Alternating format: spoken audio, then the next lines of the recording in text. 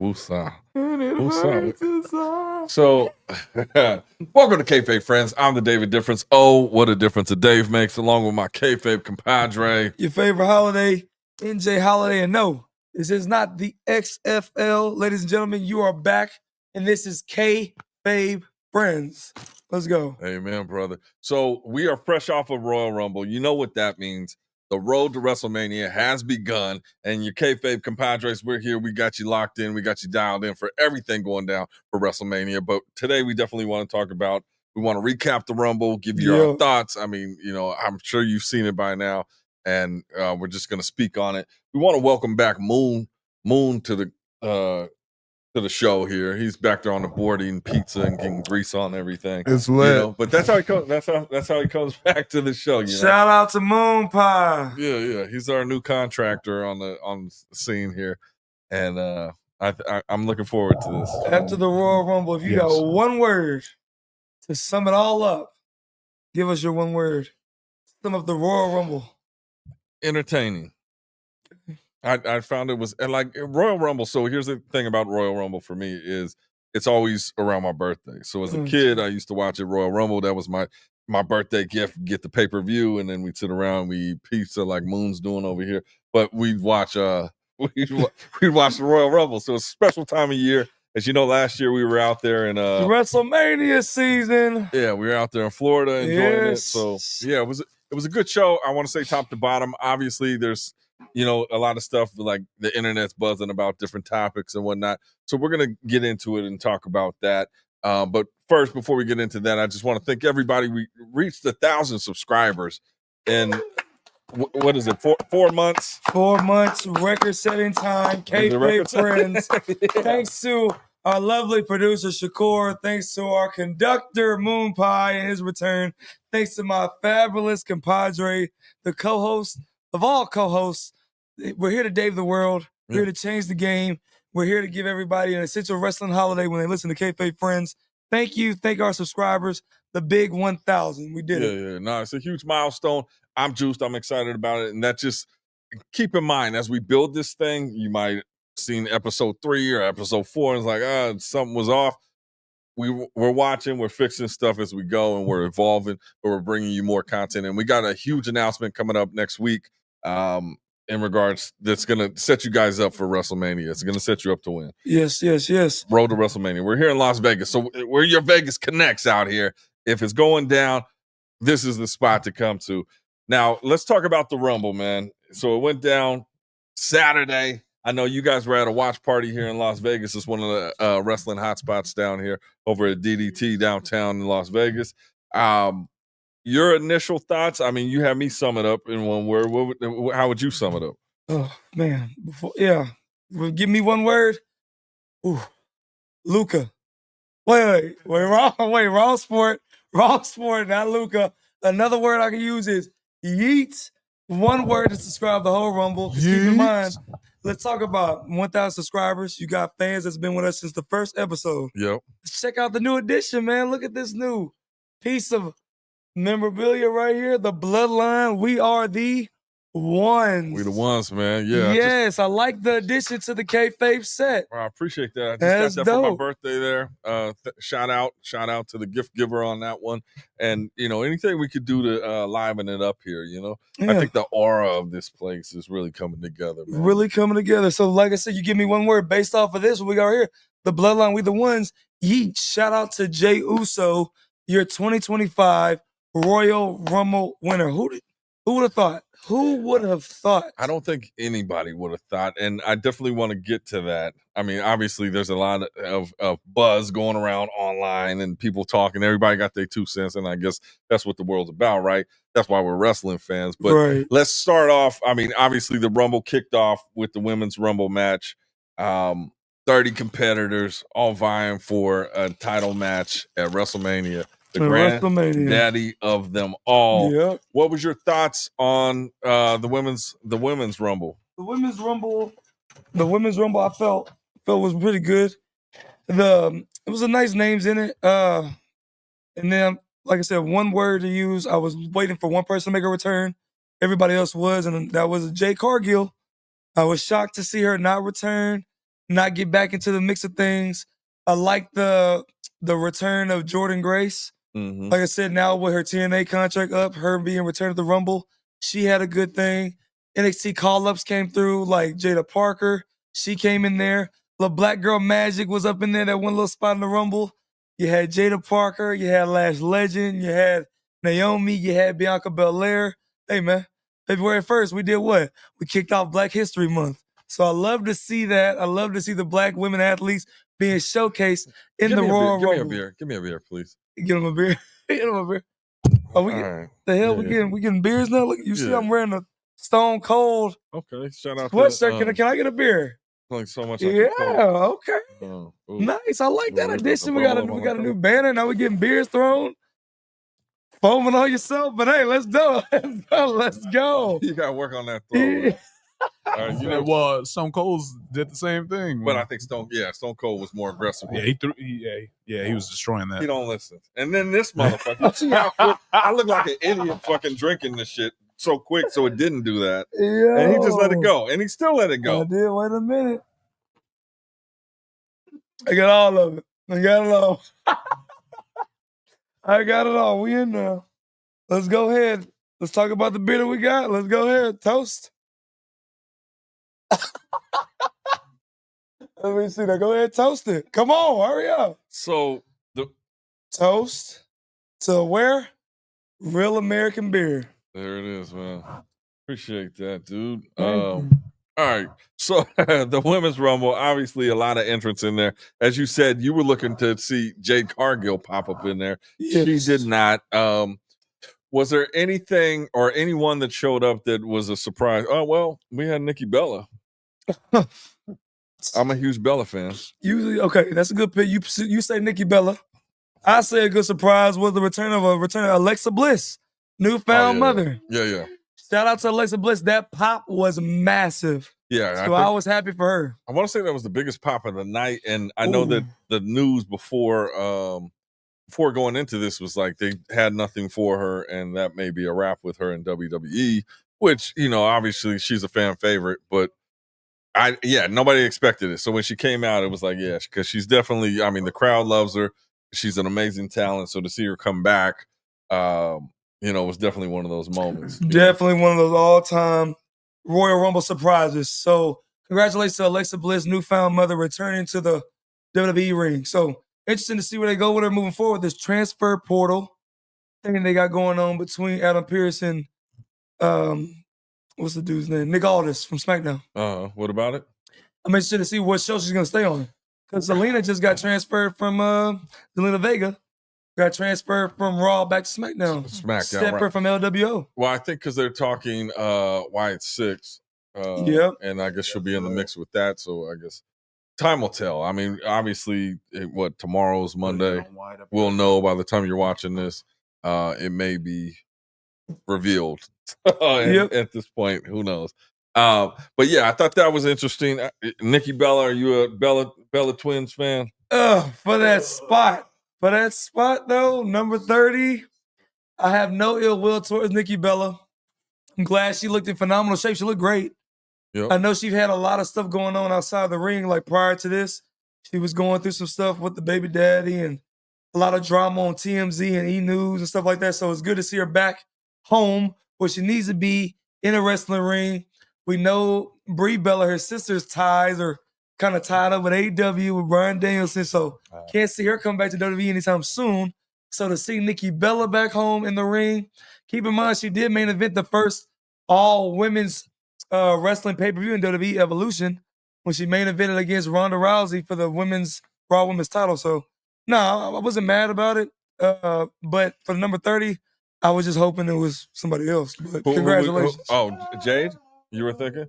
I was hoping for Jade Cargill, especially with the storyline going on with who took her out backstage and like how did she end up on the hood of that car, busted open. And she was revealing pictures on Twitter. She was dropping pictures leading up to the Royal Rumble. Oh, was she? So like she was dropping hints as if she could have been back. She had a picture where she was just standing in the middle of the street and she was just drenched in blood. So she's coming back for blood for like whoever took her out. So yeah. Jesus fucking Christ.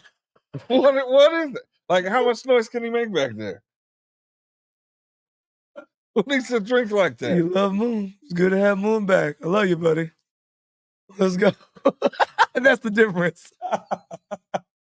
It's like, how many distractions can you? He's guggling water back there, like the whole bottle. I'm with you. You go get that water. I'll go get this real Guggling. American beer.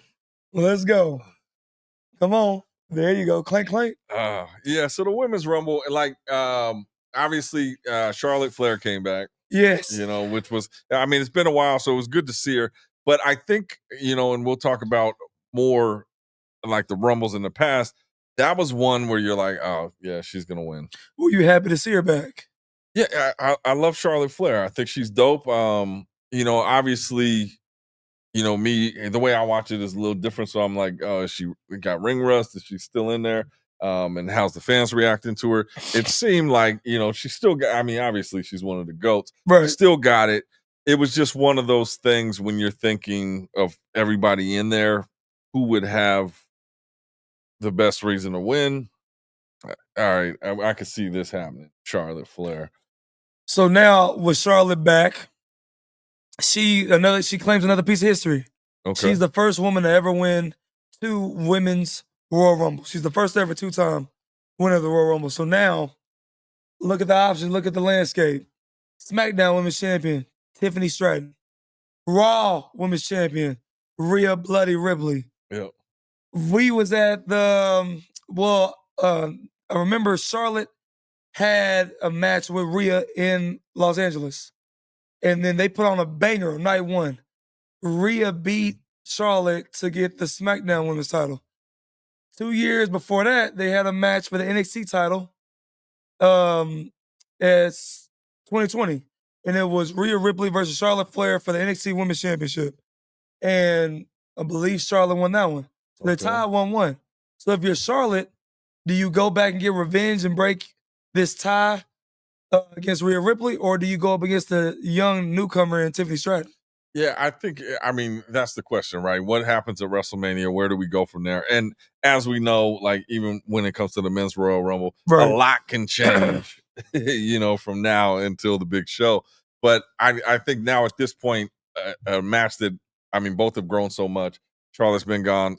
That Rhea Ripley versus Charlotte Flair would almost seem like a brand new refresh match. That's what I would want to see. The saga continues. Yeah, the saga continues. And then I think obviously we'd have to look at Stratton taking on, I mean, come on. Who's got the biggest beef with her right now? Nia Jax. Nia Jax. I think that's the route we're going to see with that. That's my prediction. That would be a nice prediction had WWE not thrown a wrench into your plans. I don't know if you've seen it, but Nia jumped into the transfer portal from SmackDown to Raw. Yeah, but I don't. So how could she like mix it up with Tiffany? She's on SmackDown. Well, I think that, and again, a lot can happen. We've seen people that have won the Royal Rumble and gave up their opportunity, right? And then the Elimination Chamber. There's a lot of things that can happen. I mean, obviously, they have the Women's Chamber, correct? Yeah. So, I mean, anything can happen, and I think that makes sense because obviously that's a feud. They have unfinished business. She took the title. That was the cash homie. it in on her. Yeah. It's Tiffy time. And I think that would be the match that people want to see. Tiffany versus Nia. Yeah. I think they have to have it, and when's the better time to have it? You know, on a Monday Night Raw? No. I think it's leading up to the show because they can build a lot more tension going into the. I mean, that's just my thought. But overall, the Women's Rumble, I mean, it was an entertaining match. There was a lot of good spots on there. I think. I mean, any downsides that you remember, or maybe just the fact that Jada Parker, for me, could have been in there a little bit longer. Because the plus side was an NXT standout, an NXT star, Roxanne Perez, set a new all-time female Royal Rumble endurance record with her being in there for 1 hour and 7 minutes. So shout out to the prodigy, Roxanne Perez. That was a bright spot of it. So obviously WWE and the TKO, they all got a big future for Roxanne when she gets called up to the main roster. But that's the only down spot for me. I feel like Jada Parker could have been there a little bit longer. It's all up because when she got eliminated by Jordan Grace got like a new meme and she kind of like mocked her ton a bit. Yeah. You know what I'm saying? So that was a good a moment for Jordan, but that's it. Well, let's talk about real quick in the women's match. You had the embrace there, Right? Jordan Grace and Naomi, and they're Bianca Belair. yeah, she didn't like they that was so hugging much. each other. Yeah. So, what do you take of that interaction? Obviously, you got hints and clues to what may become of that, but obviously, she welcomed her, and her partner wasn't too happy about that. It's the little things, and that's what we love about WWE. It was just a simple, small moment like that could be replayed over and over and over in different video packages, different podcasts, different highlight reels. So yeah, I like the fact that WWE played into the TNA feud, the TNA rivalry. Because Naomi and Jordan Grace, as y'all remember last year when Naomi left WWE, her and Jordan had a nice rivalry for the TNA Women's title. So for them to acknowledge that in the middle of a WWE ring was really good. But then Bianca Belair to still play into the fact that no, hell for this ain't your friend no more. Yeah. This is my sister. This is my tag team partner. We're the tag team champions. And she took a page out of Naomi's book and snatched that girl ball, took her hair back. Like, Naomi, what the hell is this? What's going on? I thought me and you are sisters. So, like, something like that, like you said, you bring it up, it's a highlight that people remember for the most part out of that Royal Rumble match. Just a moment that's going to last forever. Yeah. Now, I think it was one of those moments, and often in the Royal Rumble match, you look for those face-offs and kind of start painting stories of what could happen based on interactions. But overall, I think last year, remember, the one face-off was Jay Cargill, Bianca Belair locking up, facing off for the very first time. Yeah, and I think we got to get that at some point down the road. I don't know if it's Mania or what. Well, maybe. Yeah, who hit her with the car? Yeah, could have been. I don't know. Could have been Bianca. Could have been Naomi. I don't know. A lot of interesting things that can happen with that, but I definitely think that's a match that people want to see and going forward. So overall, the women's Rumble match, I'd say it was a good way to kick off the show. It had me invested, ready to see what the rest of the evening Final had grade. in store. What would you give it? The women's Royal Rumble match. This is the Dave grade. What you gonna give it? I'll give it. What is this? Yeah, letters. A. Scale from A to F. Yeah, I'll give it a B. Okay. A solid B. Solid B. I don't know what more I could have expected out of it, except that we'll talk about it as Well, let's just say that if you talk about the men's Royal Rumble and some people voiced their opinion that they were upset with the winner. I think that that's the magic of the Rumble is not knowing who's going to win. So when you have like a shoe-in, like a Charlotte Flair, it's you want to see something happen. But again, we're wrestling fans. We're never happy, right? If she would have lost, it would have been like, oh no. In the words of Daniel Bryan, just fickle. Fickle. Yeah. IWC community, internet wrestling community, just fickle. You're never happy. Yeah, so that was the solid B, man. It was good time, good entertainment. I enjoyed watching it. Your thoughts? I'll give it, I agree with you. I'll give it based off the number 30 slot, who came in there last, Nikki Bella. And like you said, like there was a video, somebody just had the camera on the entranceway and when she came out of number 30, and then the crowd, they were just not moved. Like everybody just stood in their spot. Nobody really like made any type of effort, screaming, oh my God, it's Nikki Bella. It was kind of like, oh, it was kind of like, there you go. So with that being said, and then with Jada Parker not being in there too long, I feel like I wanted Bianca to get down to the final two. She kind of got eliminated too early for me. That's just me. So you gave it a B. I'll give, and then with Charlotte coming back and winning it, it was predictable. I called it from the jump. I said Charlotte's gonna return, she's gonna win. So based off of that, I'm gonna give it the first letter of Charlotte Flair, and I'm gonna give it a C. A C. Give it a C. Okay. Just because you just said, like, as fans, we like unpredictability. That's what we got in the men's. We didn't get in the women. I called it from the jump.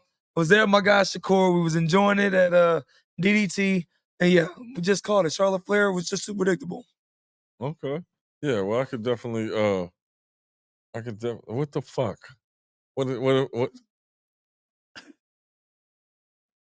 Okay, so NJ, he was like, he's like my boy Shakur, but I was there too. My bad. He's me right. and Shakur looked at each other. At the My same bad. time. Shakur and Moon. Correction. You know what's crazy? Let's put an even bigger spotlight on it. Shakur was late. Yeah, Shakur, I was the first one there. Shakur missed the damn first Rumble, to be honest. Moon was there from the beginning. So shout out to Moon and Shakur both being there, and we enjoyed it at DDT. Hold on. But you said Shakur. You told Shakur who was going to win the women's. Told Moon. He didn't show up. Oh, you told Moon. Okay. Told Moon. And Shakur showed up. And then I told Shakur who was going to win the men's, but I was wrong. Okay. I actually called the men's multiple times. He did. Multiple scenarios. He did. And this is part of the fantastic footage that we are going to share, a part of the Kayfabe Friends social media platforms, the experience that we had at DDT, Wrestling Bar, Royal Rumble Watch Party. It was amazing from start to finish. We got a lot of moments. Just like I said, we captured the moment that Jey Uso won the Rumble. You can see the face of everybody. The expressions were just shocked. Just pure shock. But Shakur did call it. Okay. Shakur called it midway. Shout out to Shakur. So I'll give it to him. As well as the double elimination with Roman and Seth. We can dip into it now. Well, we're kind of okay. We'll get there. We'll get there. It was intense, though. It was intense. But it was a fun night. That shit was crazy. Okay.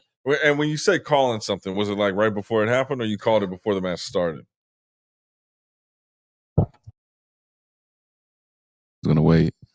Okay, so he must have called it right before it happened. He was gonna wait. Oh, no, I called it when it was starting to happen. I kind of seen it like, oh yeah, they're both struggling. They're probably both gonna get knocked out at the same time. So does that count to you? Doesn't count. Yeah, actually, it does count. Well, I would have said the same thing. Like I was watching it. No, you wouldn't. I was watching this, thinking the same thing. I guess we'll never know. Like, was it documented? I think it was Dave's documented. Oh. No, it wasn't. You just gotta take my word for it. I got. Yeah. All right. So after that, I mean, obviously, we go into the tag team match. Best 2 out of 3 falls. 2 out of 3 falls. Yeah. Thoughts on that one? Now, I was a little distracted during this one, so give me your overall take on it. Oh, just a quick take, bro. I was just very happy for all 4 individuals involved that all have been on the independent scene for like 12 plus years, bro. Got it out the mud, hitting the towns, going overseas. Johnny Gargano, Tommaso Ciampa, Chris Sabin, Alex Shelley. Both of these guys have been, like I said, touring the roads, paying their dues, and now you got to see them in this big time moment with all these people in this stadium in the middle of the Royal Rumble. Keep in mind, Gunther wasn't even on this card. Right. The World Heavyweight Champion wasn't on the card, but these 4 guys were. DIY, Motor City Machine Guns. Shout out to you guys. Y'all deserved it. Y'all deserved that moment. They've never, like, for the most part, they've never been into, like, Alex Shelley and Chris Sabin never was in front of that many people. Right. Like, to wrestle. So I was just happy to see them having that moment. So, and they put on a good match, too. But let's talk about the ending. What happened? Well, I think, number one, had it been, had they had more time, right, it definitely would have been, I mean, both those teams could pull out all the stops. Right. I think we would have seen a lot more out of it. But with time constraints, I think they did a great job. Yeah, I think they did a great job, too. Your thoughts on you're saying the end? I was going to ask you, what did you think about the ending? Do you remember what happened? Refresh me, man. I may have been... Got you. 2 out of 3 falls. DIY gets the first fall. Motor City Machine Guns ties it up. Mm-hmm. We're getting to the end. It looks like Motor City Machine Guns is going to regain their titles. 2 guys come out, black hoodies. Who the hell are they? And they screw over Motor City Machine Guns. DIY go ahead and hit their meet them in the middle finisher. Yep. And then the guys take off the hoods. And who is it? None other than the Street Profits. Right. Okay. The Street Profits cost Motor City Machine Guns tag team titles. So with the Street Profits not having any kind of direction, no type of story, I freaking loved it because now we got a lot of like moving parts on where we can go with the Motor City Machine Guns, the Street Profits, and DIY. SmackDown's tag team division right now is hot. Yeah, well, I think that's a good move because, like you said, with nothing going on, now you opened up the tag team scene because, I was thinking about that as well. And not to take anything away, but I think the tag team divisions are very light right now and not highly publicized. There's nothing like this blowing my mind. It's like I need to see this matchup at WrestleMania at this point. Who is the hottest tag team in WWE right now? The hottest tag team? The hottest as far as Yeah, and don't necessarily have to have the belts. Yeah, well, to be honest, after recent outcome from the match we just talked about, I would say the hottest tag team is the Street Profits. Yeah, They're hot. I think Before them, it's kind of hard. I guess you could say the War Raiders on Raw. I've seen that too. They got a good pop. I mean, that was a dope match that they had on Raw last week, was it? But then another honorable mention, you could say the New Day. They're getting the most. They're getting the most screen time. Yeah. On Raw, they're getting the most heat. You know what I'm saying? So they're being showcased the most on Raw. Singles matches, tag matches. So New Day's a strong honorable mention. I would say with the amount of heat that they are getting, yes, New Day is probably the best tag team. And from an entertainment standpoint, and as far as like story goes, other than that, I'm honestly thinking that the tag team division is kind of weak. No, because like I said, keep in mind the Bloodline were a tag team, and then Tungaloa got hurt, so that kind of took them out of the picture. The New Day, I mean not the New Day, the Judgment Day, with Finn and JD kind of losing it, and then hurt himself. Yeah, JD hurt himself. Finn kind of separated from that tag team. But that's what I'm saying, like off. solid tag teams. Yeah, like if we talk about tag teams, and you go back in the days, obviously DIY and Motor City Machine Guns. I mean, they're solid tag teams. They worked well together. They work as a team, as a unit. A lot of times it's just, put two cats together for a while. They're a tag team while they don't have single stuff going on. Solid tag team. And New Day, I mean, when you just bringing that up, I wasn't even thinking because they're doing so much promo work now and like individual stuff. But as a team, I think that, especially with this heel run, they would look fantastic with those belts from either side. And yeah, I think New Day, yeah. Yeah, what do you think, Moon? Black History Month. Black History Month. What's the question? Jesus Christ. Jesus, no, let's see if he knows the question. Answer, because he took a second. Jeez. And took his time to turn on the microphone. Answer the question, Moon. Or pass it off. Answer the question. No, just let him answer the question. Just let him answer the question. What was the question, Moon? He's not even paying attention. This guy's the engineer of the show. The engineer. He's back there eating pizza, telling jokes, fucking laughing all day. Ask him one question. Why'd you even ask him a question? All right, go ahead. Go ahead, answer it, Moon. Answer the question. Who's the hottest tag team right now? You knew it. You got it. Was that the question? Yeah. Hottest tag team right now, in my perspective. You got to stop feeding them. Feeding them lines. Feeding them. And the pizza, too. But was that not the question? That was the question. Thank you. Dave, yes. yeah. Honestly, I mean, I've been watching, and it's hard to say. You look at these tag teams, and you're like, yeah, they get something, then they lose something. They get something, then they're off TV for a minute.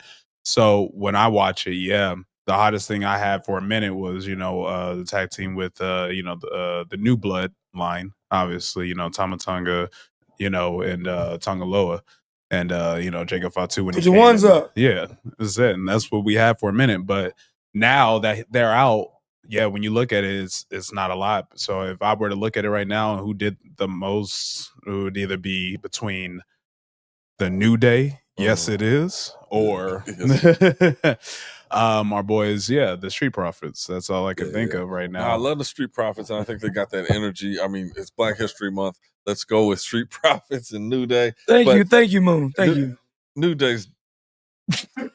Day's doing some magical shit out there. I love what they're doing and what they're bringing and how they pivoted, and it's still on point, right? Like, and that's the thing. A lot of times in the business, is you got people that are so over as baby faces. The crowd loves them, and they can't jeopardize making that switch. Obviously, New Day merch, but even now the New Day sucks shirts, they're getting a cut of that. So it's like, let's go super heel, buy that shirt, and they still getting paid. So I like the way they pivot, and the way they hold on to that. It's beautiful. I love the New Day. Shout out Lil Yachty, because he was in the front row with not Austin, but Xavier Woods' family. Yeah. So he was up in there with the New Day suck shirt. So New Day sucks. But you said Black History Month. Let's talk about it. Let's take take a hard right real quick to one of the greatest ring announcers of all time, no more, Samantha Irvin. Let's talk about it. Well, we're still talking about the Rumble. I mean, let's just talk about it right now. Just get it out the way. Samantha Irvin. She's on my Shout out to Samantha Irvin. Shout out to that post. Thank you. Made us so happy. What post are we talking about? I don't. Hey, we're gonna put it on. Hey, Samantha Irvin, who's in charge of her marketing, salute. Samantha Irvin put out a post on social media on her Twitter, and it's got a nice little photo of her in a nice little dress. Yeah. And then the caption simply reads, "Link in bio." So for everybody that's familiar with that caption, we all figure what that means. Wait a second. Hold up. Did Samantha Irvin finally do the unthinkable? Did she drop an OnlyFans? We click that link and check it out. Look, you click it. It's debut for her single that she's going to drop February 14th called Make Me, her second solo single that will be dropped on Spotify. You click that link and you can pre-save and get reminded for February 14th to stream her latest single because that's why she took a break from wrestling. She can focus on her music. So shout out to you, Samantha Irvin. That got me, bro, because I was excited. I clicked that link and I was like, oh, you were wait a minute. excited. You wanted to see what? Well, You're sick, man. Well, if Ricochet's watching it, I thought it was gonna take us to like his match in AEW. Yeah. You're sick. know? You're sick, man. That was just, What match? Yeah, which Yeah. one? Which match? the match that he just had with him and Takeshita. Oh. Yeah. Oh. Yeah, AEW. Yeah. Okay. Well, shout out to Samantha Irvin. Yeah, Definitely shout a out. goat, and we look forward to working with her here in Las Vegas on something big. And we're announce definitely that looking as soon forward to as I listening to that manifest it. song. As soon as I manifest that thong. That What? song. What'd you say? We're definitely looking forward to hearing that song. Okay. You're Make sick, Me. man. You're Samantha sick, man. Irvin's next solo Shout release. out to Samantha Irvin. Happy Black History Month. She's a beautiful queen, and we appreciate you. And we'll cop the album. And let's come on the show. You're in Vegas. We're in Vegas. Come on down. Let's talk about it. Let's talk about that pivot. And actually, that's gonna happen. The pivot. Kayfabe Friends. In the Samantha pivot. Irvin, Las Vegas. We're gonna do an exclusive. Talk about music. I got a long history in the music industry. Talk to Plus him. the wrestling. We got a lot to talk about. Samantha Irvin. We're gonna clip this. We're gonna tag you. We're gonna collaborate with you. Come on the show. We're in Vegas. We're in the good part of Vegas. We're not in the hood. Yeah. I know he gives off the impression that maybe I don't give off no impression. No, I give everybody that this is a very. And I want to apologize for what he said. I didn't think anything. I was like, oh, she must have dropped her album. Yeah. That's what and what were you looking Oh, for? that's what you thought about from the jump. Yeah, when you told me. So when we put the post up, Yeah. and the way she was positioned and the fact that it says link in bio, once we put this, we clip it and put it, you're telling me that's what you thought? Thought it was an album cover. You thought this was an album cover. Yeah. Do I need to pull it up? Yeah. You thought, okay, wait a minute. How can it not be an album This cover? is the difference right here. How can You're it not not be gonna a- lie. You're not gonna lie on air. You're not gonna tell me you didn't think this was come on now. I thought it was an album cover. So I thought it was a bombshell that she just dropped. Samantha Well, the bomb it is a for real. bombshell. She's a talented singer. So, I mean, the world's ready for that. Yeah, she was the bomb. And put it to the camera. You tell me. Yeah. You telling me you thought from the jump that was an album cover. Yeah. Put it on the camera. What do you mean, put it on the camera?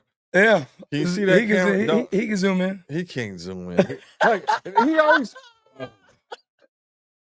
So, at the beginning of the show, I mentioned that we evolve and we keep getting better. We don't. We don't. Yeah. We just keep doing dumb We shit. give them what they love, the unpredictability factor. Okay. That's why we got 1,000 subscribers, baby. If y'all haven't already, click that subscribe button, join the Kayfabe Friends family, and let's get it cracking. Yeah, we're gonna continue to work on our craft. So back to the Royal Rumble. Shout out to Samantha Irvin. Back to the Royal Rumble. How about that? Let's go into the title match. We're talking about the American Nightmare, Cody Rhodes taking on Kevin Owens, and this is a ladder match for the title, the big one. Going into it, your thoughts on who would come out victorious? From the jump, the way the story was positioned, you already figured that Cody was going to retain. So, yeah. So, with that, I already knew it was nothing too surprising. I was just looking forward to the Sami Zayn element, Yeah. how he was going to portray, how he was going to get in the match. Yeah. So we saw that. I was kind of disappointed on how it was. I was hoping he had more of a physical part in it instead of just being like a concerned like mom on the outside. Kevin, are you okay? Cody, are you okay? Kevin, stop the match. So I thought it was okay. I got exactly what I thought it was gonna be, but the story remains: will Cody turn full heel? We'll see. Yeah, and we say heel in terms of, and they obviously said it was a different Cody Rhodes. What were some of the signs in that match that, I mean, as I was watching it back, I didn't get that initial thought. When I started listening to reports and feedback afterwards, then I started to key in on it. But when you're watching it, are you thinking, oh, he's doing some dastardly shit here? I saw some of it towards the end. He started to let loose a little bit, started to let his rage out a little bit more. He didn't care how badly he had to hurt his once friend Kevin Owens in order to retain his WWE title. So at the end, when they were on the announce table, he just let off a sign of aggression, just repeatedly putting his face into the announce table. And then when they were on top of it, I feel like Cody had a chance to not do what he did to Kevin with the Alabama slam through that ladder, folding it in half, damn near killing Kevin Owens, and then after he did it, no signs of remorse whatsoever. You know what I'm saying? Then he just went up and got the belts and didn't give two shits about how bad Kevin Owens was looking. You saw him bleeding, folded in half like an accordion. It was like he didn't give a shit. Yeah, well, so some would say signs of heel, but at what point is enough enough? Right? This is somebody that was your friend that just turned his back on you. Like, he stabs everybody in the back. It's time for somebody to say, fuck this guy and do what I gotta do. It's a ladder match. You saw at the contract signing when he was like, quit talking, sign the damn contract. It's going, this is personal for Cody Rhodes. And obviously he's not playing the games with Kevin Owens, Let's get down to it. And then who's gonna hurt who in this match? There was just a shot at the end that was just a very telling, like, still photo when it was Kevin Owens at the bottom, bleeding, being held by Sami Zayn and by Adam Pearce and Nick Aldis, and everybody's checking on him. And then you just got Cody Rhodes just standing in the background, standing on there with the titles, looking like Homelander, how he flipped the switch in the boys. Yep. You know what I'm saying? I feel like there's gonna be a slow switch for Cody to go full Homelander and not give a damn about what anybody thinks and fully turn into the American Nightmare. Literally. That would be interesting. And again, we talk about New Day, like, to be able to switch and turn. I would love that. I mean, I would love that. I just think that, I mean, when you talk about wrestling and you're building stories and you're building character, he is a great champion. Like, as far as branding, you're talking about Netflix, the whole TKO thing. Like, he is a great champion that looks like a champion, acts like a champion. But heel turn could be, but how can you be heel when you're turning on a heel like Kevin Owens, who has no limits, has no rules? Like, isn't that somebody you just gotta unmercifully stomp out and teach him a lesson? I'm gonna say it's not necessarily true just based off of the fact of how the story was. I get what you're saying. But the way the story was lined up, Kevin wasn't wrong for beating up Cody outside his tour bus at the end of Bad Blood. It was justified. Okay, and he came out in the promos and he had perfect reasons why he did what he did. Okay, give me a reason. Because Cody joined forces with Roman Reigns. Yeah, I get it. He tag teamed with Kevin Owens' arch enemy. Yeah. Do we not remember the main event for the Royal Rumble 2 years ago? It wasn't a Royal Rumble. It was Roman Reigns, Kevin Owens for the WWE Universal Undisputed title.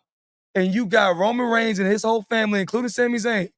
Roman retains. At the end of it, you got Kevin Owens handcuffed to the damn top rope and both of them nowhere to go.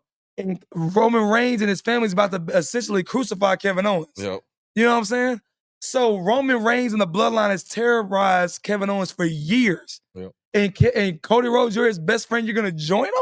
Well, you're going to join him? It's justified. You don't do that to your friends. You don't join the arch enemy of your friend. So I feel like it was justified. You got to look at Kevin Owens. He is not thinking clearly. He has flashed on everybody he's ever been friends with. That's the point. You got a point. I'm just saying, at that point, he's not wrapped too tight. He's not a guy that's about loyalty. He's about a guy that goes off emotions, snaps when he wants to, beats somebody up, and then says, like he did for Sami Zayn in the ring. Who was there for you? I'm here for you. I just want to. But he was just whooping his ass and beating him down 3 months ago. True. So he is insane, and I think in order to like help an insane person get some logic, you got to beat their ass. And you have a ladder match, right? You have a ladder match. What are you going to do? Just climb it? No, you got to hit somebody with it. You got to throw somebody through it. Because Kevin Owens would do the exact same to him. And we've seen that. He's sadistic. He's sick. I think Cody Rhodes just did what needed to be done. And I think the fans understand that. I like, other than that, what signs of having resentment towards the fans or towards other people in the back do we see signs of a possible heel turn? Yeah, go ahead. So, looking at it like this too, like I honestly don't think it would have been as bad as it was on Cody's side and what he did if he did not attack Randy Orton and pile drive him into the ground. I don't think it would have been on that level in Cody's mind, personally. So you're saying that because what KO did to Randy, that's what escalated. That's what I'm saying. It's like somebody's got to stop this crazy fool. And then you got But keep in mind, Kevin, when he did that to Randy, had Cody not done what? Done what? Tagged with Roman Reigns. It does, because he wouldn't have turned on Cody, therefore he wouldn't have had a reason to turn on Randy. So it all falls back on who? Cody Rhodes. Is that what I can if you see think about it? I can see the reasoning. Think about I it. can see the reasoning of maybe that wasn't the best decision. I mean, thank you. Meet me halfway. You gotta Meet look me halfway. at Kevin Owens is not the voice of reason. So he's saying, look at all the stuff that Roman Reigns did. How are you going to team with him? Look at all this. If we took a tally of all the stuff that Kevin Owens did, nobody would like this guy. So he's not the voice of reason. He's not he's a manipulator and just trying to get his way. Same with Sami Zayn. Again, they just had a huge feud, right? And just went through it. You were my best friend. You were my best friend. Yada yada. And Snap went crazy. Main event at WrestleMania together. I just want to see you. I just want to see you. You know, do what's best for you. And like he plays that role so well. Somebody's got to beat the shit out of this guy. That's what Cody Rhodes came to do. So yeah, no, I like it. So I think, like I said, we got both our points across. For the match grade, I'm gonna just give, like I said, I'm gonna just give it like a C, just based off of. I'm gonna give it a C based off of I wanted Sammy to do something more impactful, and it would have been. But dope. take Sammy out of the match. We're talking about the match. Sammy was an addition. You couldn't. You couldn't based off it. I don't know if you saw how the build to check on people. No, he didn't just do it. That's the thing, though. The build was Kevin Owens was trying to lure Sammy into helping him become the champ because of one you just said, the brotherhood, best friends. They go way back. Known each other for 20 years. But he said that he would give Sami Zayn the first title shot after he helped him win. So here's the insanity of that and everything that you just said before that. Okay. So we could probably delete the whole tape. Is Kevin Owens is pissed at American Nightmare, Cody Rhodes, because he partnered with Roman Reigns. Now here is his real best friend, Sami Zayn, who is in the Bloodline as an honorary Uso with Roman Reigns and everybody else. Yeah, the Bloodline. We the ones. But Kevin Owens is still cool with Sami Zayn and still wants to see the best for him. Yeah, because based off of the storyline 2 years ago, they main evented WrestleMania and beat the Usos and ended the longest reigning tag team champions of all time. Right. That was squashed then. You get what I'm saying? Yeah, it was squashed then. What I'm saying is this man has no logic in who he goes after. If he had a problem with Cody Rhodes for teaming with Roman Reigns, he should definitely have a problem with Sammy. They squashed it. At the main event of WrestleMania, defeating the Usos, the longest reigning tag team champions ever. So their beef is gone, yeah. So their beef is gone. So he doesn't care that he's a Bloodline member. Well, OG Bloodline. He doesn't, he didn't care.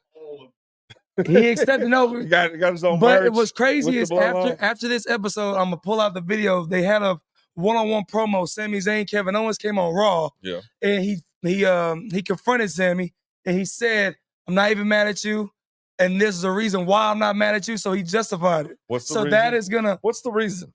Based off of the fact because they won the tag team. That, but it was some other stuff too. It's gonna click. It's gonna make sense. I'm gonna look it up. It was literally on Raw like a month ago.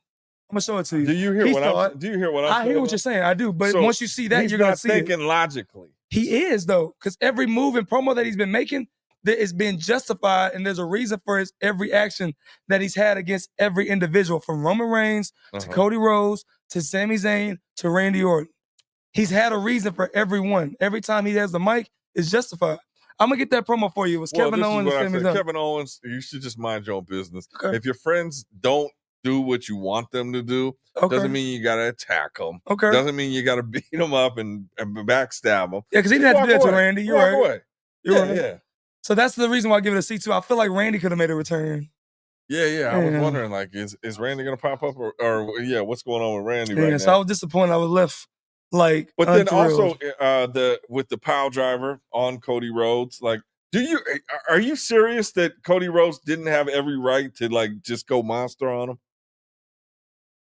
Yeah. Now that you bring up the pile driver. Like, that was banned for like years. Wasn't supposed to happen. He did that to him at the Saturday Night's Main Kevin Event. Owens don't give a shit about him. And so here's Cody Rhodes that just does what he needs to do to stomp this guy. He shouldn't feel any remorse. Right. He should be like, all right, let's move on. He's the champion. Okay. And then Sami Zayn comes. And Sami Zayn, don't even get me started on him. You don't like him. Nah, I'm just like, you don't like pick a side. You don't like El Generico? We can go back to that now. I mean, we're a long way removed from that. So obviously respect the talent, respect what it is. But still, everybody's confused. Everybody's confused. All right? Either hang out with Kevin Owens or stay in the bloodline. Everybody's confused. No, don't get your cholesterol high. Everybody's confused. Well, don't get me started. So there's that. I'll give that match again. It was entertaining. There was a lot of spots that I was like, oh, that was some magical shit right there. It was entertaining. It was good. It was something that people talked about. And again, there's a lot of stories. We could draw conclusions on things. It gave people things to talk about. I like that match. I'm going to give it another B, man. Okay. And I'm going to work on these ratings because right now it's not even based on shit. I'm just throwing out B because it's less than A. And I don't even know what an A would be unless Orton came out and then Sami Uso would have done something. Did something else. Like deciding. But we still have a long ways to WrestleMania. And they're going to tease little stuff here and there. So he was still being, kind, and watch when he flips the script, I say, you gotta wait and see as we get closer to WrestleMania, and it may be a triple threat for the title. Name your 3 people. Kevin Owens, Sami Zayn, and I like that. That's nice. We'll see. I mean, as we see, like with the championship picture, there's a lot that can happen. There's a lot that's unknown, but yeah. So solid B, you give it a C. It's a solid prediction. Oh, 3, the triple threat. That'd Cody be a Rhodes, good match. It would be. I think depending on how they play each other, what's at stake and who's on whose side or who might be on whose side. I didn't even think of it. That's a good one. There could be a lot of interest there. You heard it here first, Shakur. Months before, not right 5 minutes before they were on the road about to teeter over. But that's just my take. So let's go to the Main Event. Why Shakur get your strays, man? What the hell? Nah, he's over there. He's good. Get the mic. He's just mad because his stuff isn't documented. Oh. He has no proof. He has no proof. Zero proof. I have no proof. But all right, so moving along to the men's rumble. 30-man over the top battle royal. Let's talk about how it started. And that was a once in a lifetime moment. 2 of the best luchadors of all time in the world today. Yep.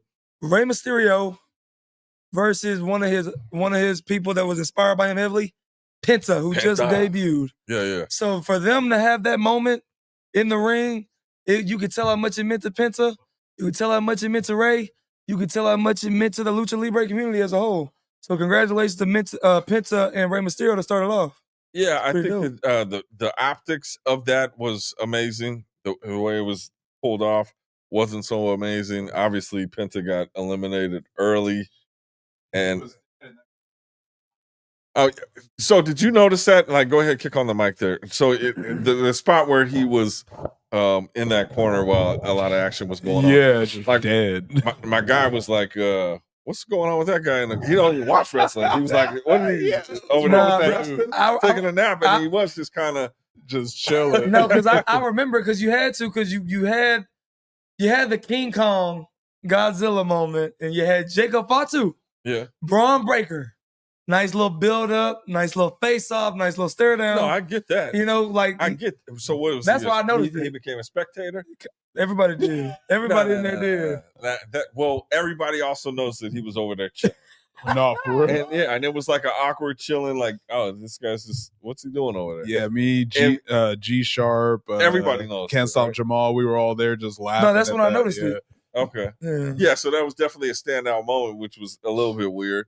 But you saw the elimination early, and a lot of times in the Royal Rumble, I mean, if somebody accidentally gets thrown out, you're out. Right. Both feet touched. I noticed they didn't do the replay. They did not do they did not do a replay. It was like, I think it was one. That was at the very beginning. Yeah. I mean, and that would have changed the whole dynamic and you of can't really, you would have screwed over a lot of people. Yeah. So you had to stick to the plan. Yeah. Even though it was a fuck up, even though it was so a close. whoopsie, But I also think in obviously the Royal Rumble is a different concept. I think that stage for Penta, obviously he's been around the world and done a lot of great stuff. But that was a big moment. You're facing Rey Mysterio, like this huge crowd that like so much is going on. It was a little clunky, their interactions there, like what we expect. I'm sure if they do a one-on-one match, you're going to get some fire next level. But you got other people coming in, you got time limits, you got this and that. And I'm sure when you're like, oh, I hit the floor, because you touch the floor, you're like, ooh. Now you're in your head thinking about stuff. Things start to get off a little bit. I think we all kind of sensed that was it, but it was a great way to start it. Optics, you're like, oh, okay. Holy shit. Yeah, here we go. But then you kind of expected they're not going to get down. They tried to. They did a little bit. I'm looking forward to like one day if they, meet face to face on that, he did his thing quite a bit in that match. Meadows. I like it. Yeah. He did that about 20 times in the match, But that's how you get it over, man. The crowd was chanting word for word every time. So the more and more he does it, it's just like yeet. The more and more people get accustomed to it, the more they want to be a part of the show and they want to say it with them like a sing-along. Yeah. And then there's more merch to sell. So it's all about what? It's all about branding. True that. I get that. And I think as the match progressed, so let's talk about any standouts that you were like, oh, any shocking entrance? What you mean? Shoot, when Tozawa got knocked out by Carmelo Hayes, bruh, and then they had to come wheel him into Gorilla. Triple H looking all type of crazy, not knowing somebody has to go in. Wait a minute. Who's in Gorilla? Then all of a sudden you see the streamer, I Show Speed over there vlogging, streaming, talking to Stephanie McMahon. He's like, Speed. Get in there. Speed. Speed's looking like, what's going on? What?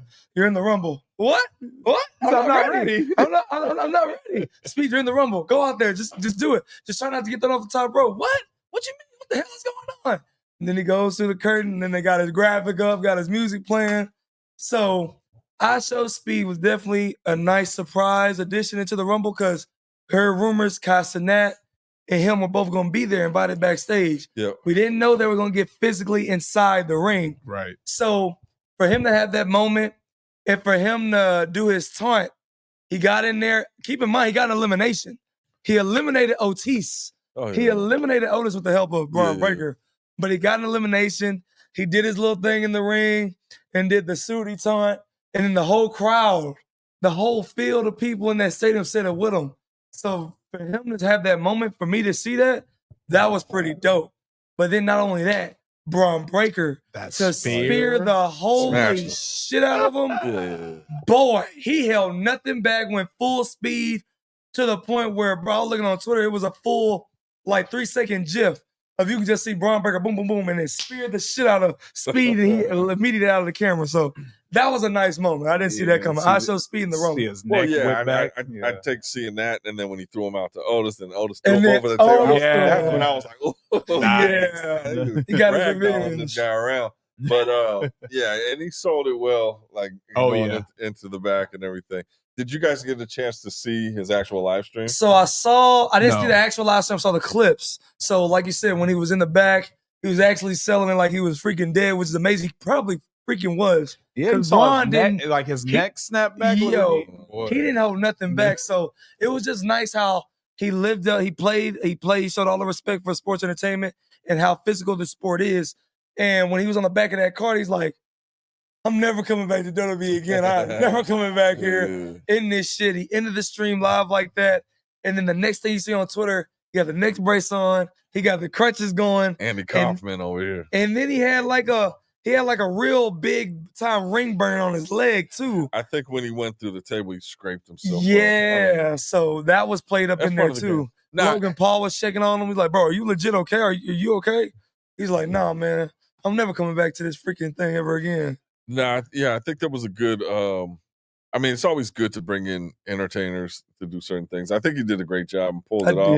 Yeah. If you kind of watch he did like an hour live stream kind of before that, which is interesting because they're walking backstage at the WWE event and he's talking to the different superstars.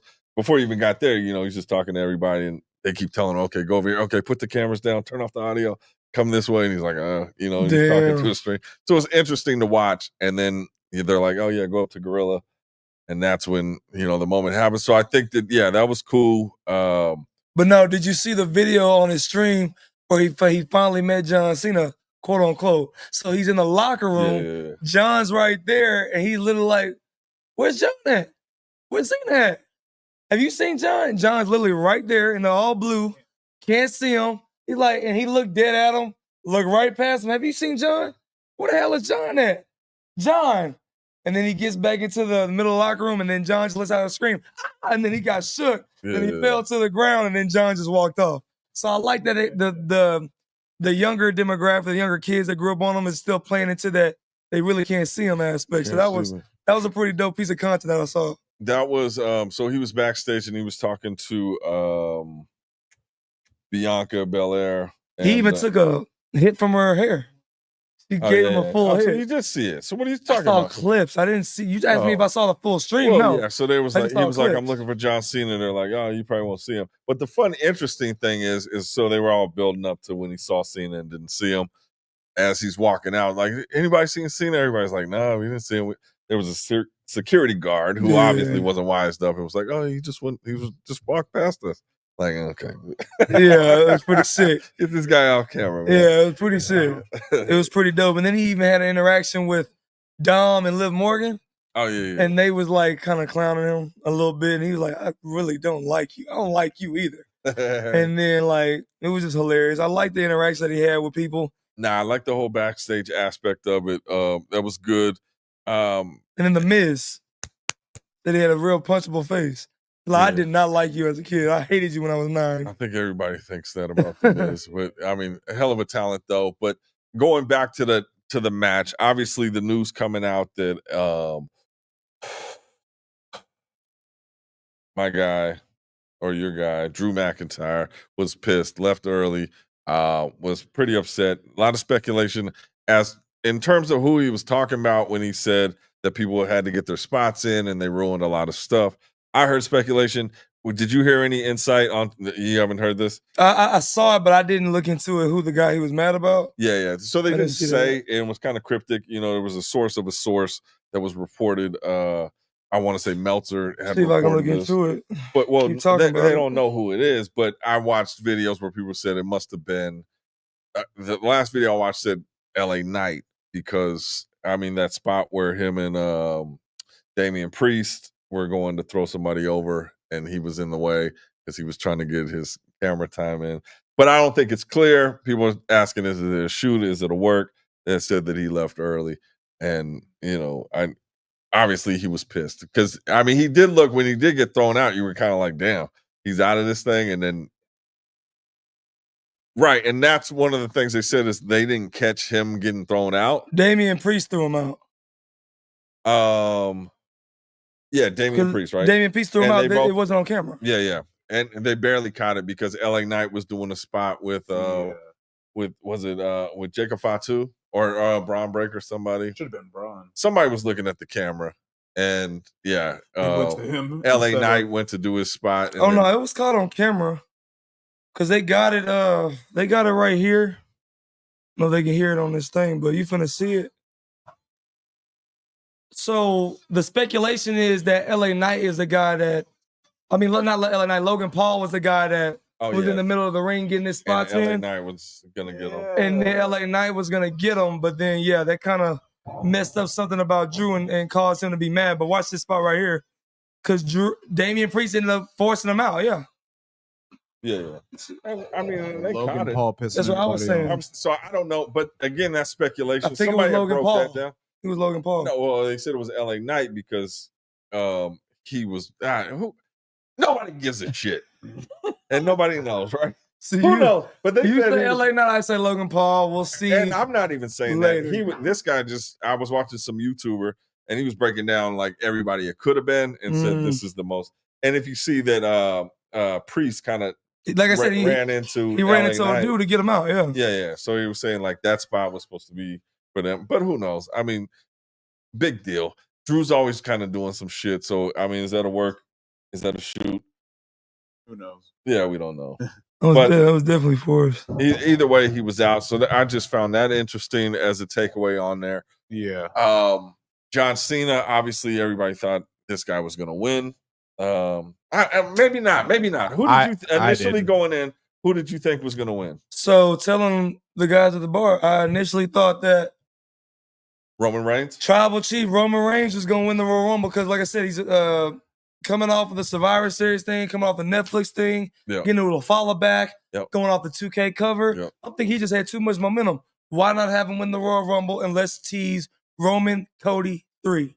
Yeah, no, that's what I thought. That makes 100% sense. I mean, I was like, CM Punk's going to win this because obviously last year he got injured during it, and he's vying for that WrestleMania moment. That's kind of his big story. So I was like, it's got to be Punk. It was crazy when he got thrown out, and it was like, by who though? Who eliminated him? Was that Paul? Logan freaking Paul. I was pissed. Yeah. I think, I mean, the beautiful thing, it made you feel some emotion like, damn. It made you hate Logan Paul even more because keep in mind, you didn't want to even see him at number 30. Yeah. So let alone see him eliminate CM Punk. So as a heel, that's two major reasons to hate this heel even more. Yeah. Right. So I like it in that aspect. No, I think that's good. I just did not expect Punk. I don't think anybody did. But again, that's the thing. You watch it for some unpredictability. Yeah. You want to see something different, and when we get something different, we're not happy. And then you look at Jacob Fatu, who just did a tremendous. I mean, he's a star. Everybody, I don't like, and I think it comes down to his authenticity.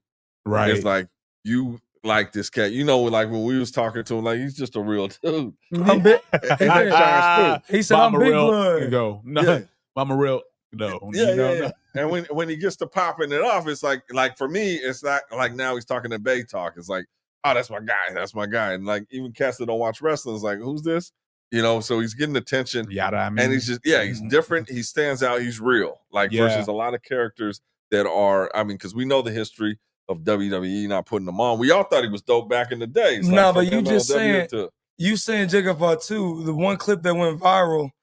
I don't know if you saw it, but somebody said Jacob Fatu this time last year, you had a video of him in the crowd standing on the chairs on floor seats, cheering for his fellow Usos in the middle of the ring, Jey Uso, Jimmy Uso, starting off the Royal Rumble, and then you got Jacob Fatu shaking his dreads, happy as can be for his two fellow cousins, two fellow Fatus starting off the Rumble. Fast forward a year later, Jacob Fatu, you're in the Royal Rumble. You're working with WWE. So to see that clip a year later, how far he's come, it was just dope. I saw that like recently on Twitter. It was pretty wholesome content. Well, I mean, the beautiful thing about it, we was there and we saw him at the Rumble out there in the lobby, you know, him and Zilla was like, okay. Right. And then at WrestleMania, which was what, 3 months later, he was backstage. And we were like, oh, okay, he must have got signed. Yeah. So like, but his athleticism, the moves he can do, and definitely that character, he makes you believe he's a monster that could do some wild shit. And even if you just seen him in the street, it's like, I'm not messing with that too. But he's wild. His mouthpiece, like Big E was saying, they gave him a microphone. The boy can talk and make you believe some more stuff. And that kind of brings me to like somebody we missed in this Rumble, my boy, Solo Sikoa. Like I was like, he walked away a couple weeks ago. The crowd was getting on him. He didn't even have anything to say. He just took off. He left Jacob, he left Tom and he just left. So now you got Jacob stepping up and kind of taking over this role. But where's Sepha? What happens with Sepha? How does Sepha come back? Hey, Solo. Yeah, now that was the beginning of the launch for Jacob because I remember that promo. He had that one hitter line for the city that they was in. Hey, y'all shut up and show some respect to our tribal chief. We'll be like the Chargers and leave this dusty ass city of San Diego. I said, damn. Yeah. That was just the start of what the Samoan werewolf can do on the mic if he's fully unleashed. So I love it. And like I said, we don't know what Solo Sikoa's gonna do when he get back. So I'm excited. Well, let's forecast it. I mean, all right, put the Booker hat on. What you got? That's the question. Is so obviously the bloodline. A Roman Reigns, he's back, tribal chief. Solo, along with the rest of the squad, he said, if you have this, I'm gonna, pay tribute to you. You will be my tribal chief. He has it. Solo leaves. How does he come back? How does this whole thing unfold? Where does the bloodline go from here with what is happening? And that's tough because there's a lot of ways it could go, and nothing really, no key insights to, this is happening right now. It's kind of open. I think you let Jacob and Tama Tonga keep holding it down for the most part of the bloodline for those two together. Because they're not bloodline. They said they're not. It's gonna be a new name. Yeah. So I feel like let them keep holding it down. Whatever name they got right now, maybe they just their regular names. Let Solo come back with more ammunition. Let Solo come back with more manpower. Let Solo return with another guy that's being linked to them, that being Hikuleo. Yeah. The 7-foot giant from New Japan Pro Wrestling, younger brother of Tama Tonga, younger brother of Tungaloa, another son of Haku. Let him come back with Hikuleo and let him come back with Tungaloa, and we got a new 5-man version of whatever they're going to name this faction moving forward, and go back at Roman Reigns. He's going to still be at SmackDown. Just go back at him. Yeah, I think, and that's the beauty of the bloodline, is there's so many avenues that can be taken on it, and they're all interesting. Yeah. It's all like, let me see, and they're building new stars. I think that sky's the limit with that, but I wanted to see Sepha. Solo. Yeah, Solo Sikoa. I love you, Solo. And I just love that storyline, and I want to see how he pops up. Like, he's a tremendous talent. Everybody talked about Jacob Fatu, overshadowing, but you give Jacob Fatu a mic and let him go without a leader figure, he's gonna do that. So it's interesting with them knowing the possibility or where Jacob's gonna go with this, what role Solo Sikoa plays when he gets back in action. The FSW time, or does he go back to Roman Reigns? Definitely go back at Roman. Yeah. Definitely go back at Roman. No, to join them. Oh no, well, to get that Ulafala back some way. Who knows? And that's what I'm saying. Who knows? Anything he can go back and be like, my tribal, and then Jacob could be like, what the hell? What the hell? You my tribal chief. You talk about who knows? Who knows? You talk about what the hell? What the hell, Seth? That dude went that elimination that Shakur called, Roman Reigns getting eliminated along with Seth Rollins, and then CM Punk, and then Seth Rollins being so mad he double stomped Roman Reigns' face straight into the mat. That was crazy. What the hell, Seth? Like, kangaroo stomped him. That's almost the match, right? That's got to be with that much vengeance. WrestleMania, right? Seth, I don't know if that's the match I want to see. Seth and that's the look like. So it looked like it's gonna be a triple threat. You just called a triple threat: Cody Rhodes, Kevin Owens, Sami Zayn for the title. What about a potential triple threat of CM Punk, Seth Rollins, and Roman Reigns? That could be good. But we gotta know what this favor is for CM Punk. They can cash in on Paul Heyman. Yeah. And sometimes they do stories where they try to make you forget about it. We'll see. We don't know. But yeah, right now it's like trying to piece that together. That's the beauty of it right now, is there's so many things like what's gonna happen, and we're gonna watch it unfold here at WrestleMania. Like, it's really giving us something to think about. And then Braun Strowman getting his get back on Jacob Fatu, eliminating him out of the Royal Rumble. Yeah. After he whooped his ass at Saturday Night's main event, Braun Strowman gets his get back and eliminates Jacob. So that story is going to continue. Yeah, I think that Yeah, there's just I love what's happening right now. Right. And let's talk about, I mean, unpredictability. So every year we get the Royal Rumble, and a lot of times it's like this person's gonna win, this person's gonna win. You already know. Then when it comes down to the final two, you're like, oh, okay, there it is. Obviously, John Cena is on that mission. This is his final going away tour. Last you know? time is now. And so it comes down to him and Jey Uso. And I think the thought process, I was, after everybody else is getting tossed out, I'm like, I hope this ain't Logan Paul that goes over. I just hope it ain't. And then when it came down to Cena and Jey Uso, I was like, That's a good final too. Because like you said, I knew Logan was going to win, but I was praying to God that Logan didn't eliminate John Cena. Because if they did, then that's the story they were going to roll with. Logan Paul versus John Cena, and it didn't happen. Yeah. So I'm glad that didn't happen. Yeah, that would have been horrible. Yeah, I think that this has opened up, number one, the unpredictability of it. Jey Uso wins it. I think building on the story of, I mean, there's a huge story just in John Cena's retirement, right? But I've always thought that his thing is like he's got to capture that opportunity to get 17. And you heard in the press conference, he was like, this is what I'm going to do. What's best for business is I'm going to win that title. And, you know, I'm going to win the Elimination Chamber. I'm going to leave for the month to go film a movie and such. Yep. But I've realized now that I don't want to come in and take anybody's spot, but I haven't main evented a WrestleMania since 2013. Yeah. You know what I'm saying? I haven't won a match since such and such. I'm tired of being humble. I'm tired of being grateful. I'm tired of putting everybody else first. I've realized what's best for business is to put myself first. And I'm going to do that when I win the Elimination Chamber.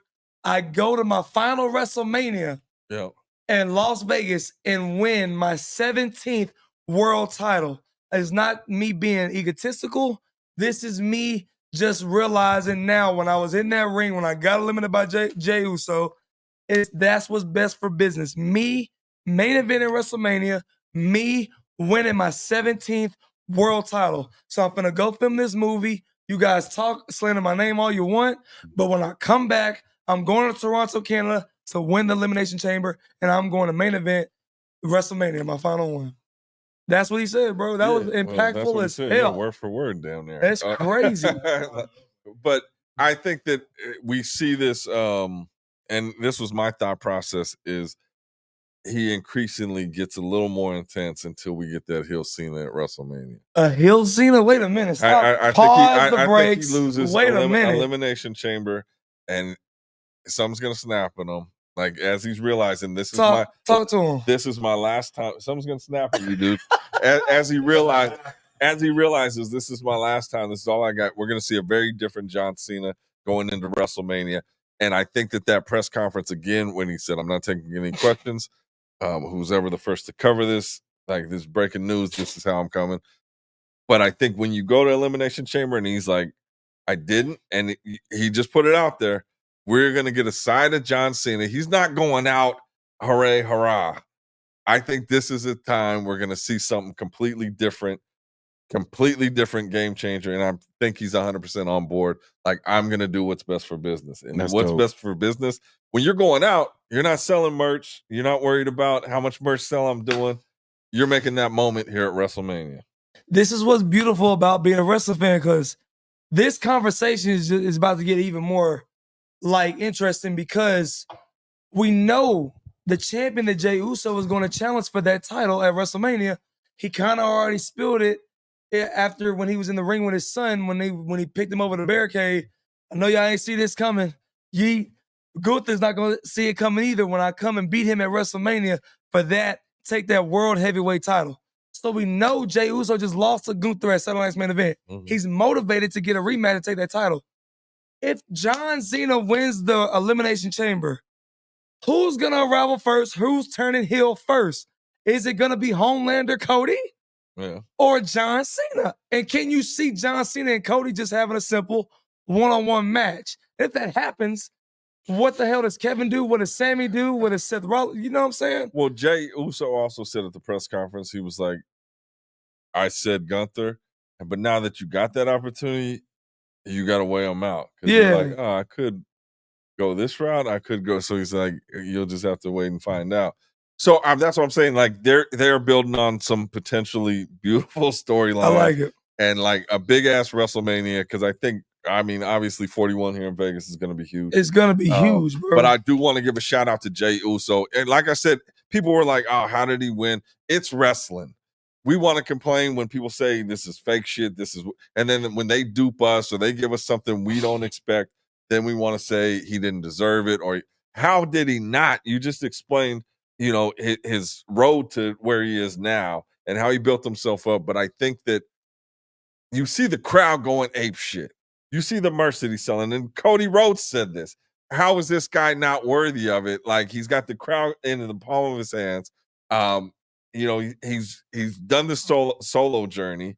His merch is going through the roof. How does he not, like, how is he the underdog? How do you not expect him to get this? I just want to add to that. Actually, I completely agree with what you just said on that. And I actually think, whether people like it or not, I think the final three were the best possible decisions you could have made during this Royal Rumble. Because one, Logan Paul is the most hated, which I feel like him being at the end makes a lot of sense, going against someone who they should be pushing, which is Jey. And then obviously John Cena, which is on his final year and his final run. So I do think that a shock with Logan Paul coming on top would have broke the internet. Even though people wouldn't have liked it, I think marketing wise, Logan Paul is doing exactly what Triple H is setting Logan Paul up exactly for what should be done. I can see Logan Paul ending up having like a celebrity match, maybe against Bad Bunny for WrestleMania.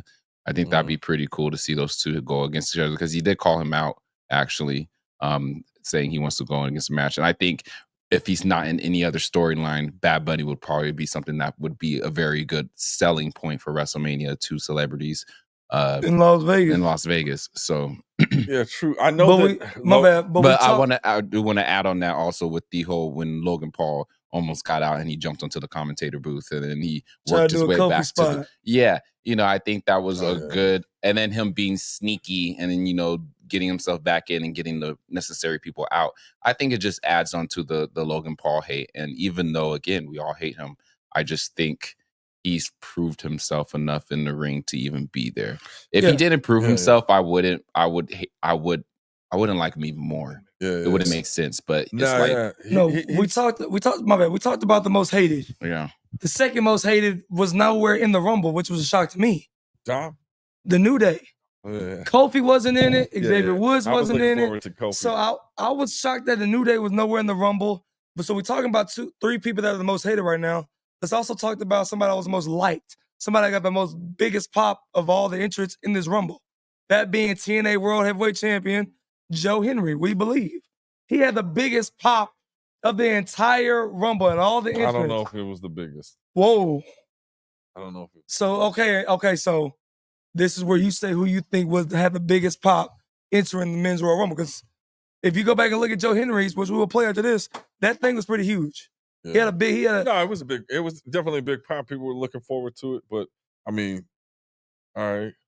You're not moved by Sami Zayn. You're not moved by Joe Henry. We're talking about the final three road to WrestleMania, and we're talking about a gimmick entrance of, I believe, did he get was it the biggest pop of the night in your guys' opinion?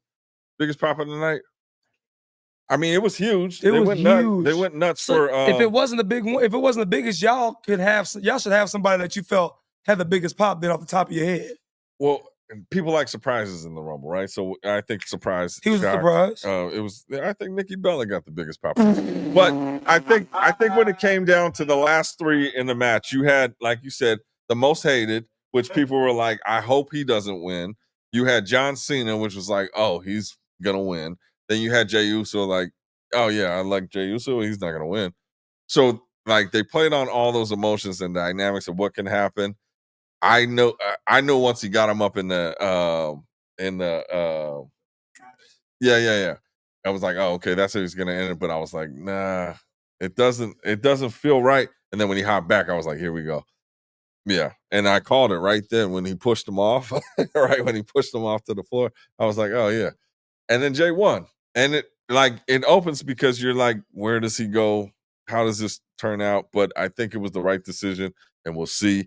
And I think it was a good moment for Jey Uso and his family. And shout out to Chase Brogan, who was on our show last time. He was actually there with Rikishi and captured that moment of Rikishi seeing Jey win the Royal Rumble. Hard work doesn't pay off. I love the move by the company, and I'm choosing Jey. Nobody's more deserving. Put this in perspective, Jey Uso made his debut with alongside his brother Tamina in 2008. It was 11 years, or you could say 10 years, till he actually was able to get on an actual WrestleMania card. He sat on the sidelines alongside his brother for years. And even though they were on the roster getting paid, never got put on a WrestleMania card until 10 years later in 2019 in New York, WrestleMania 35, when they had the Four Corners match when they came in as SmackDown Tag Team Champions. That was their first ever WrestleMania. But like he said in that press conference, he never complained. He never got mad. He never down talked anybody. He never tried to take any shortcuts. He literally put in the grind, got it out the mud, paid his dues, was somebody's right-hand man, young boy tag champ, and now he's won the Royal Rumble, and now he's going to main event WrestleMania. So shout out to you, Us. Shout out to Jey Uso, who is truly now in the main event of WrestleMania main event, Jey Uso. Yeah, shout out. I think it was a good show. As a fan, I enjoyed my time watching it, and all the after effects and the news. And I mean, that's it. There's more breaking stuff as we're on the road to WrestleMania. I think there's going to be a lot more coming out of this. We'll see if our predictions are right. We'll see if Shakur can predict something before 30 seconds before it happens. If he can actually, do some real predictability there. And don't even turn on this mic because we're getting the hell out of here. And this man is the biggest hater. Dave is not making a difference tonight. To be continued next week. I had one last question. Make sure you subscribe. I had one last question. Make sure you subscribe. I had one last question. We need to leave. Just answer the question. So one last question. You don't want to answer the question? What's the question? Damn, Kenny. Jesus Christ. I'm trying to get up out of here. Oh, answer the question. All right. Ask the question. In your opinion, Dave, who is the best wrestler to never main event WrestleMania? Oh, just Dave, huh? Bet. Eddie Guerrero, Ric Flair. This is the final question. It's the final question. Eddie he Guerrero. Always got to go out. Like, he don't respect. We said 60 minutes, 45 to 60 minutes. We're now at 80 minutes. And now he's got a question on. Instead of him answering the question where we can leave, he wants to throw a temper tantrum. That's the difference. Go ahead. Thank you guys for being a part of Kayfabe Friends. Give me the question. Give me the question. Like, what? Oh, you could. We're already here. Who is, in your opinion, the best wrestler to never main event WrestleMania? Is it Eddie Guerrero, Ric Flair, CM Punk, or Rey Mysterio? Easy. Who's the best one to never main event WrestleMania? CM Punk. There you go. Also Ric Flair. I mean, we mean also Ric Flair. It's either one or the other. Which one? The Eddie, best wrestler? Because he passed away. There's no chance of it ever happening. That's him. That's his. That's a good answer, Eddie Guerrero. Eddie. Okay, this show's over. But why? Respectful. Go ahead, cut it. Cut it. Why? Why are you tossed up with CM Punk? I'm not CM Punk. CM Punk. Because like you're saying, are we still on? I don't even know if we're still on. Okay. Who is the greatest? Because he still has opportunity, and this year he'll probably do it. Who? Yeah, Rey Mysterio still. Well, yeah. Rick might. He might come back. I mean, I'm just saying. Yeah. No, he's had plenty. He's had plenty. Oh, he created WrestleMania. He's had plenty. But that's a tough one. I mean, you would think Ric Flair, but I always looked at Ric Flair more at WCW as a WCW guy, so I'll put that out. Eddie Guerrero was dope. Again, different eras. Like when you guys were like, that was your shit. I was kind of off of wrestling at that point. 100% respect for Eddie Guerrero. Like he's just, what'd you say? When